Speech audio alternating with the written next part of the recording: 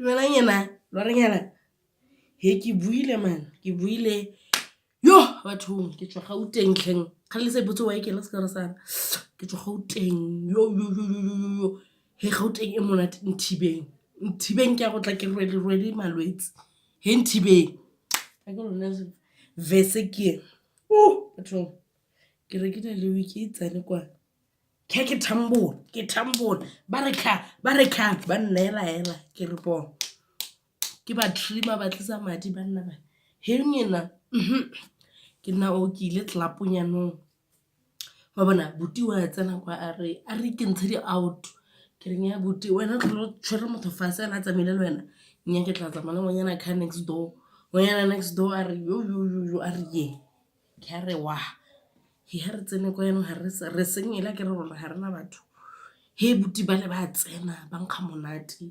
he kana nna ke inwela hela kana o itse gore flying fish ka straw ke gona o le cheese girl ha o hitlile mo botshelong ke nna oa ke re ke re engele ke re ke re bo buti ya ba shebe ke re modimo wa me he ha tshwantse re change ha ke ba ha ke re ke thata 4 ke bona batla ba re hi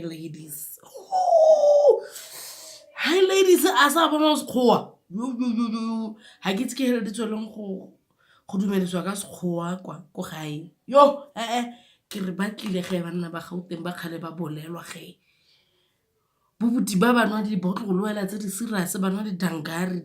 e tsentse fruit and vegetable so ga te tonic ke sho gore mo ge mo sa rekisiwa mo he go tlhakatlhakana go monate hela bona ra sapela mo teng ga dangari ke bera flying fish ko ke re ke nwa sose nka se tshogakalana 500 kilometers ke tle Gauteng ke tle go nwa flying fish e leng teng kwa nya ke wela ha le bobuti ba re go ra khegela pelo ya ka itsumpa le tswetse le ko heaven go le monate o itse monate ke ngwena nya bobuti ba re khante le ba re na madi ba re nya lo ra patela ke re he dio tsa bo mosele go tsa TV ke tse mo di re latetse ka modimo he ke tla ke inota utlwa ke itsipa ke re a mme ke nna motho ke re batho ba modimo buti o la ntshe madi